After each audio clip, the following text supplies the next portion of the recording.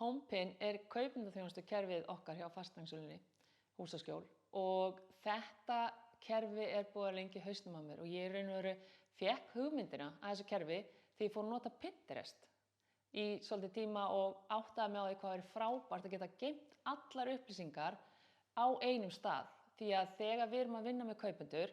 þá fær maður skilaboð ansi mörgum vígstöðum. Maður fær skilaboð á Facebook og í Messenger og SMS og símtöl og e-mail, LinkedIn, Instagram, TikTok, Snapchat, þannig að það var stundum rosaleg vinna að halda utan kaupáskir hjá einum viðskiptaðini.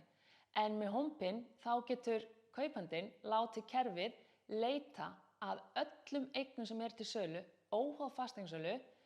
og vista síðan niður lista yfir eigninnar sem henta þeim best. Þannig að þú getur vistað niður eigninnar, þú getur gefið